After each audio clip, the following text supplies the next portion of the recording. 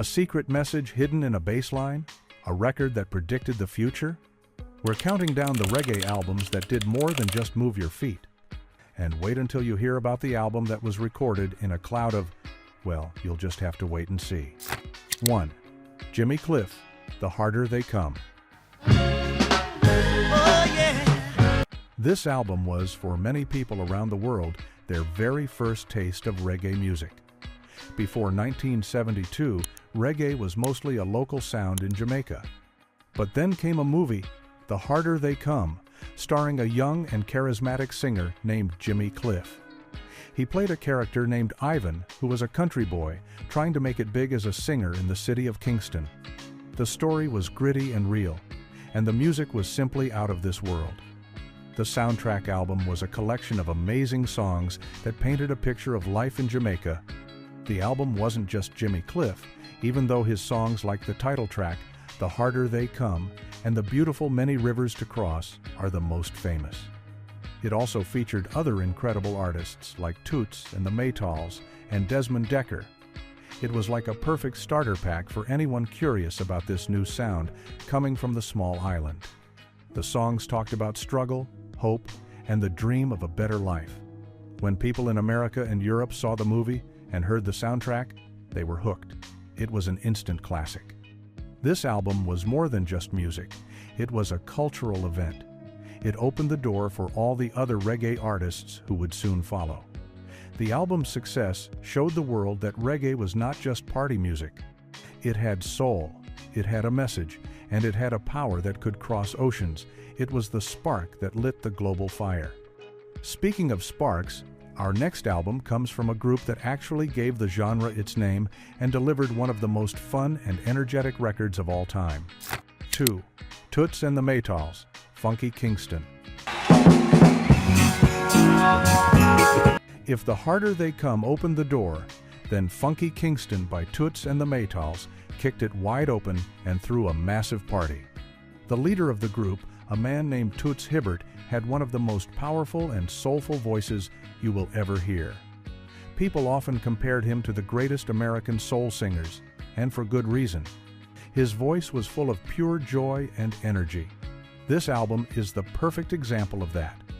It's impossible to listen to Funky Kingston and not want to dance. Believe it or not, Toots and the Maytals were the ones who first put the word reggae on a record with their 1968 song, Do the Reggae.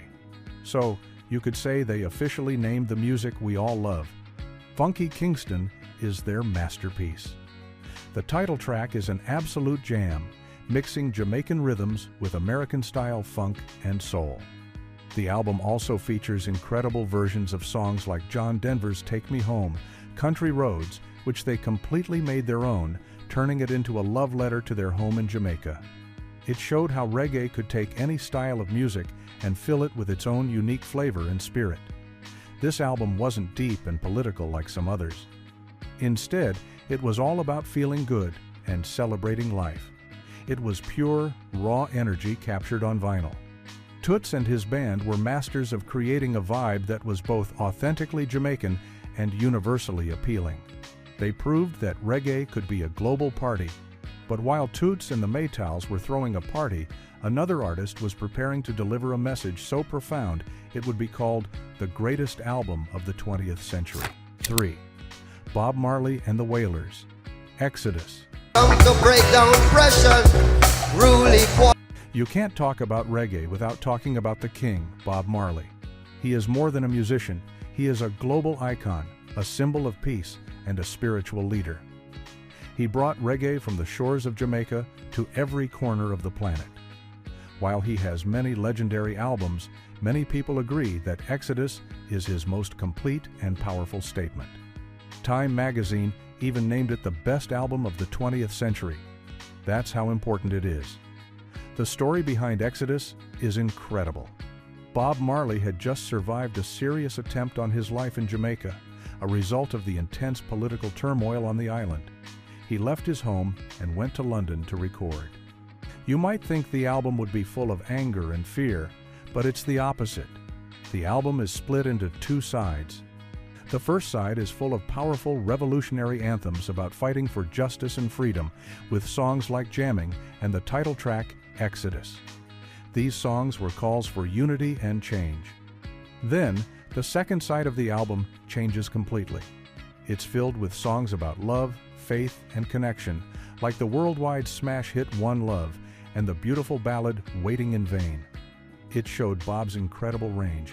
He could be a fiery leader one moment and a tender poet the next. Exodus is the perfect balance of protest and peace, of strength and soul. It's an album that can make you think, make you dance, and make you feel hopeful about the world. It cemented Bob Marley as a true superstar. But Marley wasn't the only member of his original band, the Wailers, who had a powerful message to share. His former bandmate was about to release an album that was even more direct and controversial. 4.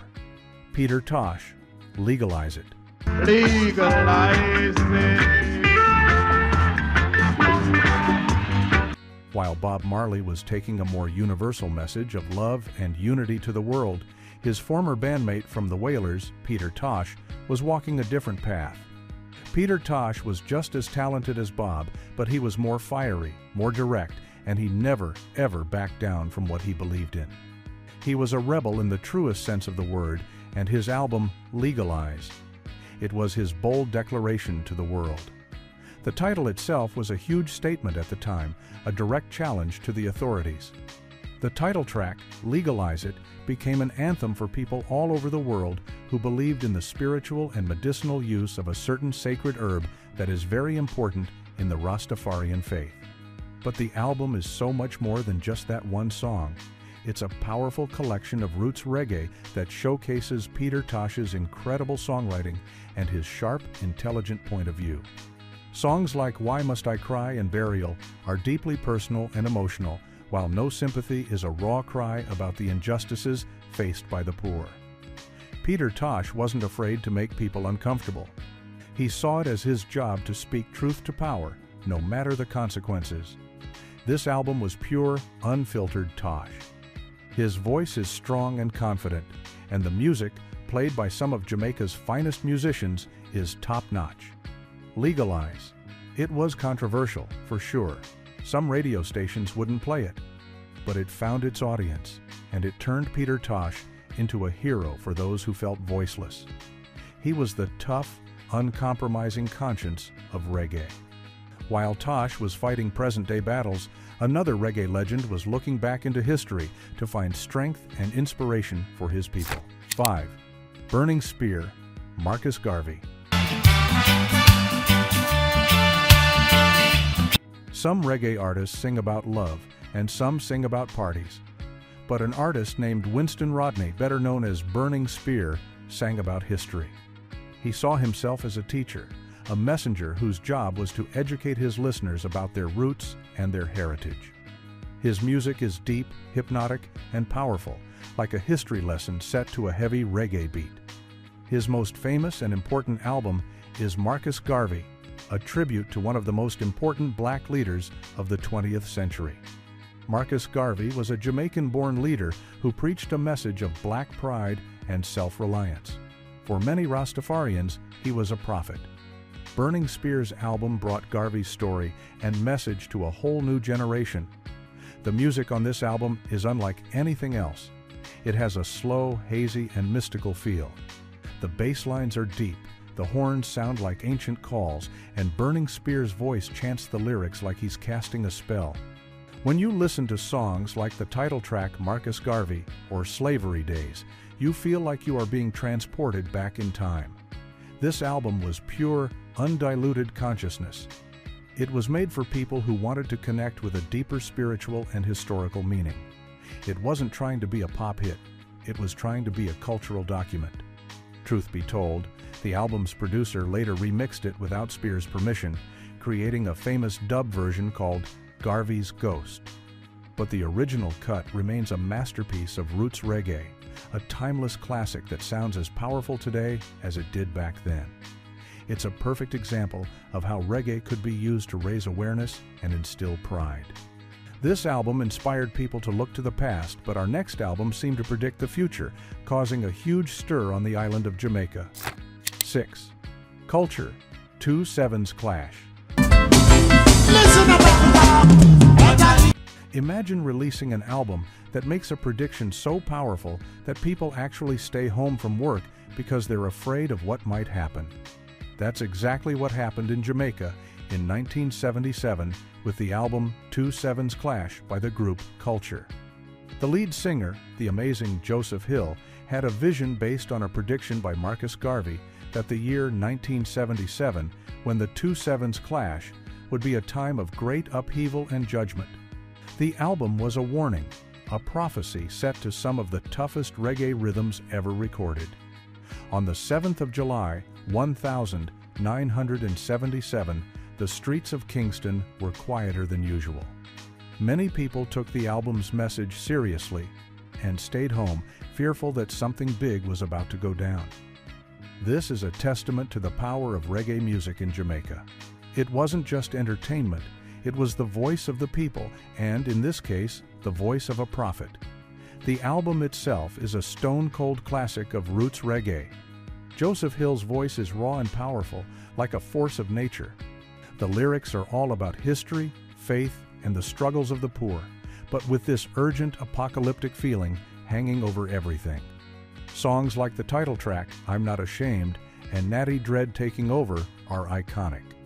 The music was recorded at the legendary Jo Hoo Kim's Channel One studio with the house band The Revolutionaries, who were the best in the business. The sound is heavy, with a deep bass and drums that hit you right in the chest. 2/7's Clash is more than just a great album, it's a piece of history. It captures a specific moment in time when a song could feel like the most important thing in the world. From an album that felt like a prophecy, we moved to one that felt like it was beamed down from another dimension, crafted by a legendary producer at the peak of his powers. 7. The Congos. Heart of the Congos. In the world of reggae, some producers are as famous as the singers. They are the wizards behind the sound, the ones who create the magic in the studio. And one of the greatest wizards of all time was Lee "Scratch" Perry. In 1977, the same year as 2/7's Clash, he produced an album that many believe is the single greatest roots reggae album ever made, Heart of the Congos by the vocal group The Congos. This record doesn't just sound good, it sounds holy. It's a deep, mystical, and spiritual experience. The Congos were a vocal duo, Cedric Myton and Roydell Johnson, who had beautiful, soaring voices. Cedric's high falsetto voice is especially unique and haunting. They came to Lee Perry's legendary Black Ark studio to record their songs about their Rastafarian faith. What happened next was pure magic. Lee Perry used his studio as an instrument, adding strange sounds, echoes, and effects that made the music sound like it was coming from the bottom of the ocean or the deep jungle. He even recorded the sound of cows mooing and layered it into the background of a track, making it sound ancient and earthy. The most famous song, Fisherman, is a stunning piece of music. The lyrics are a simple parable, but the production makes it feel like an epic tale. The whole album has this thick, smoky, and mysterious atmosphere. It's like you can feel the humidity of the Jamaican jungle in the music. Believe it or not, the album was almost not released properly because of a disagreement between Perry and the record label. For years, it was a hidden gem, a secret treasure for hardcore reggae fans. Now, it's rightfully celebrated as a masterpiece. It represents the absolute peak of deep spiritual roots, reggae. The man behind the magic, Lee Perry, was just getting started. His next project would be even weirder and more wonderful. 8. Lee "Scratch" Perry and the Upsetter, Super Ape. If Heart of the Congos showed what producer Lee "Scratch" Perry could do for a vocal group, then Super Ape showed what he could do when he was the main artist.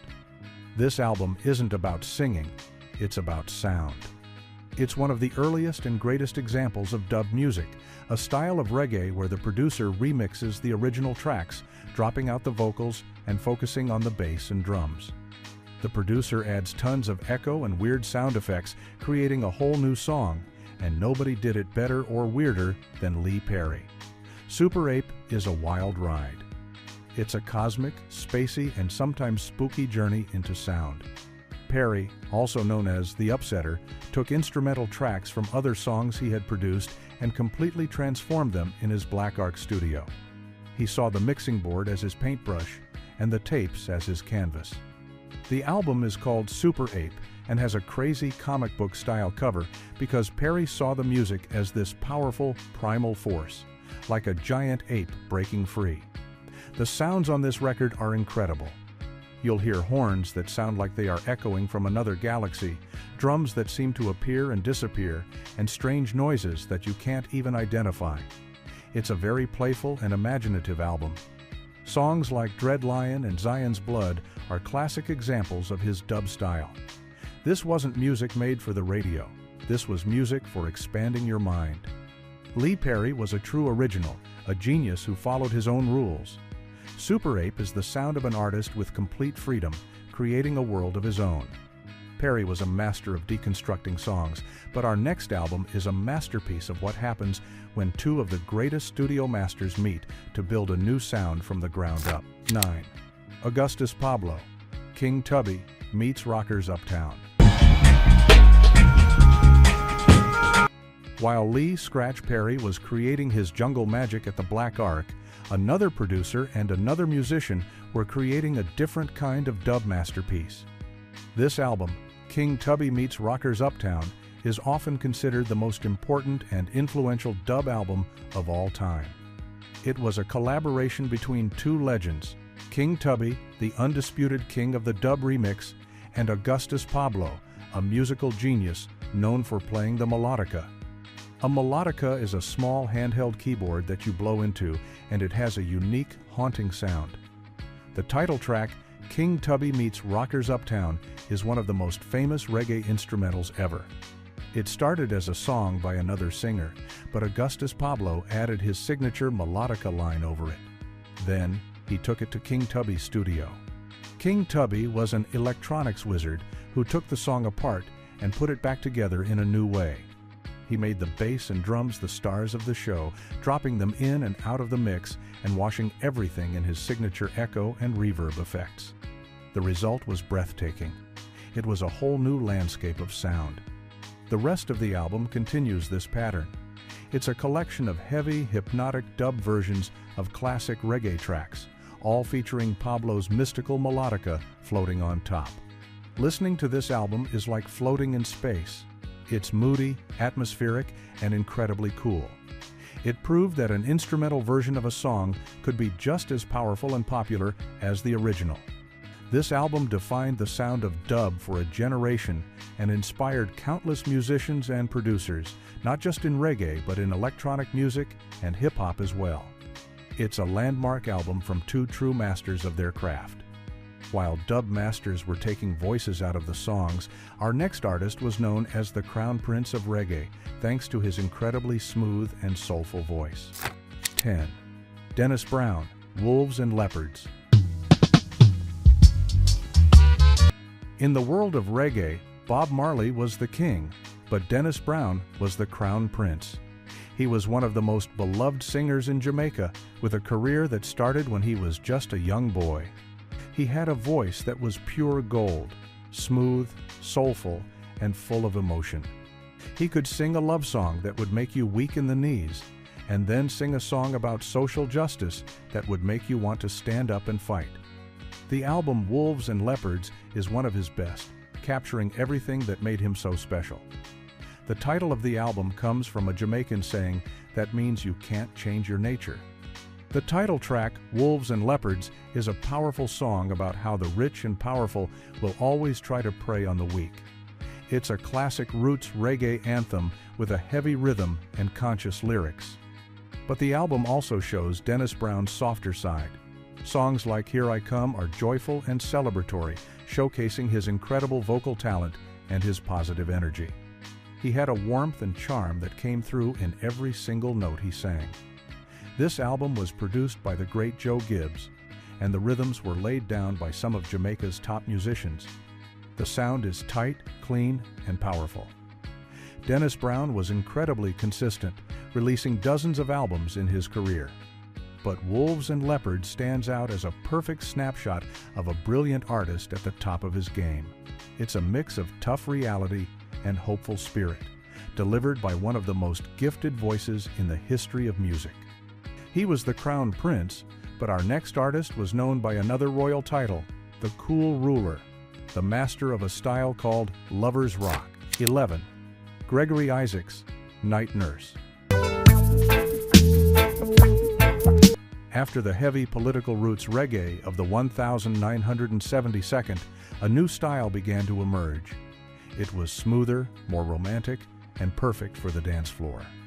It was called Lover's Rock, and its undisputed king was a man with a voice as smooth as silk, Gregory Isaacs. He was known as the Cool Ruler because of his laid-back style, his sharp suits, and his effortlessly cool persona. His 1982 album, Night Nurse, is the ultimate lover's rock statement and one of the most popular reggae albums of all time. The title track, Night Nurse, is a classic. It's a song about heartbreak and needing a night nurse to soothe his pain. The rhythm is slow and steady, the bass line is hypnotic, and Gregory's voice just glides over the top. It's one of those songs that instantly puts you in a relaxed mood. The album is full of similar tracks, all about the ups and downs of love and relationships. Songs like Stranger in Town and Cool Down the Pace are masterclasses in smooth, romantic reggae. This was a different side of the genre. It wasn't about changing the world, it was about the world of two people. Gregory Isaacs had a unique, almost crying quality to his voice that was full of emotion and vulnerability. He made it cool for men to sing about their feelings in a way that was both tough and tender. Night Nurse became a massive international hit. It brought reggae to a new audience that might not have been into the heavier political stuff. It was sophisticated, stylish, and incredibly catchy. The Cool Ruler had created a timeless masterpiece for late nights and lonely hearts. The reggae message had started in Jamaica, but a new generation was taking it to new places, like the tough streets of England. 12. Steel Pulse, Handsworth Revolution. Reggae wasn't just happening in Jamaica. By the late 1972, the music had taken deep root in the United Kingdom, especially among the children of Caribbean immigrants. These young people were facing their own struggles with poverty and prejudice in the cities of England. The band Steel Pulse from the Handsworth area of Birmingham was one of the first and most powerful voices of this new British reggae movement. Their debut album, Handsworth Revolution, was a thunderous announcement that a new force had arrived. From the very first track, you can tell this is something different. The sound is still pure reggae, but it has a different kind of energy, a bit more rock, and a bit more punk attitude. The members of Steel Pulse didn't just sing about revolution, they looked the part.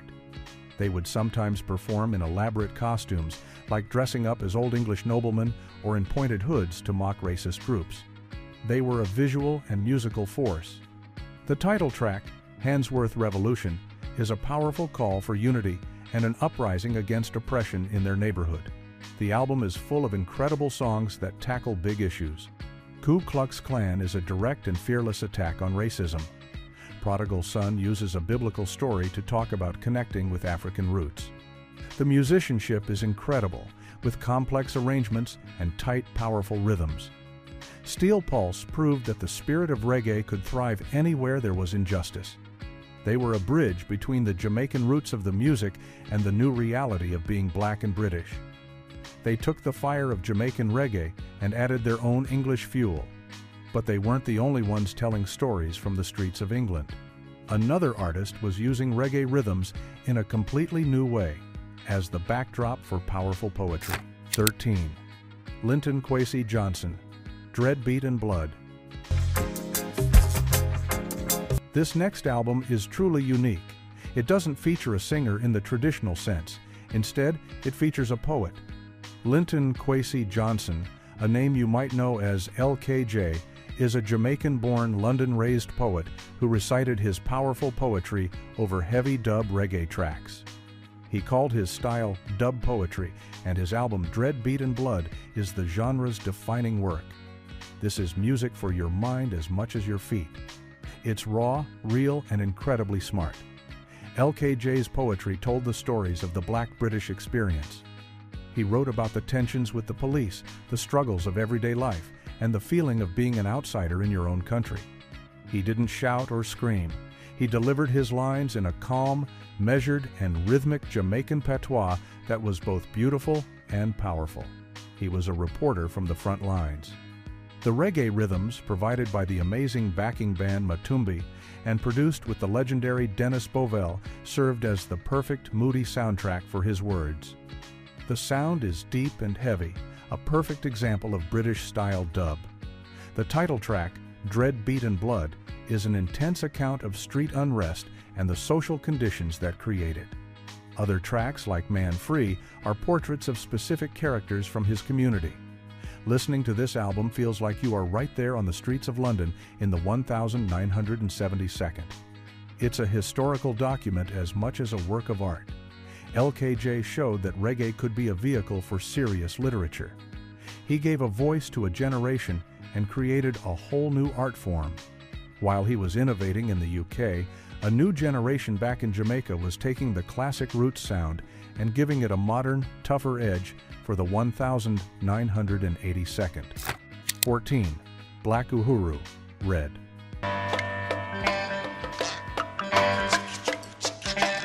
By the early 1982nd, the classic sound of 72nd roots, reggae was starting to evolve. A new generation of artists was taking over, and they had a harder, more militant, and more modern sound. The leading band of this new wave was Black Uhuru. Their name means Black Freedom in Swahili, and their music was a powerful mix of Rastafarian spirituality and a tough, streetwise attitude.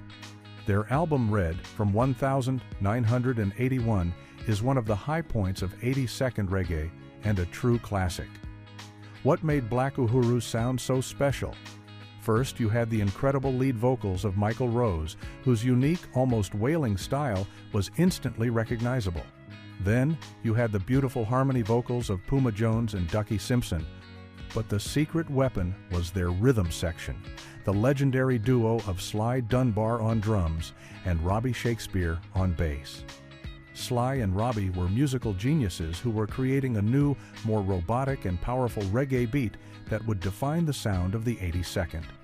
The sound on Red is crystal clear, powerful, and very, very heavy. The songs on the album are classics. Youth of Eglinton is a powerful story about the struggles of young people. Spongy Reggae is an infectious, danceable track that became a big hit. Journey is a spiritual anthem with a driving beat. Red was so good that Rolling Stone magazine later named it one of the greatest albums of the entire 1982nd in any genre. Black Uhuru took the roots reggae message and gave it a fresh coat of paint and a new engine. But speaking of legends, what about the third original Wailer, the one who walked a more mystical path? His solo masterpiece was a quiet storm that remains one of the most spiritual journeys in reggae history. 15. Bunny Wailer, Blackheart Man. Giving candies to children and then take them. When people talk about the Wailers, they often focus on the global stardom of Bob Marley and the rebellious fire of Peter Tosh. But there was a third founding member, the quiet, spiritual heart of the group, Bunny Wailer. After leaving the band, he retreated to a more private life, but in 1976, he emerged with a solo album so profound and beautiful it is considered by many to be one of the greatest reggae albums of all time. That album is Blackheart Man. This album is a deep dive into Rastafarian faith and Bunny Wailer's personal journey. The term Blackheart Man was a frightening term in Jamaica, used to describe a scary, mysterious Rasta figure. Bunny took this term and turned it into a symbol of pride and spiritual strength. The music on the album is gentle, powerful, and deeply moving. The songs are long and hypnotic, drawing you into their world. The title track tells his personal story of being misunderstood for his faith. Then there is the track Dreamland, an absolutely beautiful and ethereal song that sounds like a lullaby from heaven. The album features an all-star cast of musicians, including Bob Marley and Peter Tosh, providing backing vocals on some tracks, a final reunion of sorts on record. Blackheart Man is not an album for a loud party. It's an album for quiet reflection, for connecting with something deeper. It's the sound of a man who has found his peace and wants to share it with the world. It was a deep, spiritual masterpiece. But reggae wasn't always so serious. The genre was about to meet its most playful and bizarre character, an artist who sounded more like a cartoon than a singer. 16. Ika Mouse, Wa Do Dem. Walk and pose, fancy rock. Just when you think you've heard everything reggae has to offer, along comes an artist like Ika Mouse. He is one of the most unique and unforgettable characters in the history of the genre. He wasn't a traditional singer. Instead, he developed his own vocal style called singjaying, which was a mix of singing and the rhythmic chanting of a DJ or toaster. But what made him stand out was his sound. He would make all these crazy noises and use bizarre melodies, often spelling out words and repeating catchy, nonsensical phrases. His 1981 album, Wa Do Dem, is the perfect introduction to his wonderfully weird world. Ika Mouse, whose real name is Ripton Hilton, got his stage name from a racehorse he used to bet on. The horse never won, but the name stuck. His vocal style was something new. He would sing in a deep voice and then suddenly jump into a high-pitched nasal tone, making sounds like Biddy Bang Bang and Wa Do Dem. It was strange, it was funny, and it was incredibly catchy. The title track, Wa Do Dem, is a perfect example. The lyrics tell a story about a misunderstanding, but the real star is the crazy vocal delivery. This album is full of classic Ika Mouse tracks. Ganja Smuggling tells a story over a heavy, classic reggae rhythm, while his version of the Christmas carol, The Night Before Christmas, is just as wild as you'd imagine. Ika Mouse proved that reggae could be playful, funny, and experimental. He wasn't afraid to be different, and in doing so, he created a style that was all his own. He was a true original. He represented a new, more lighthearted style that was emerging in Jamaica, a style that would soon be dominated by a charismatic king of the dance hall.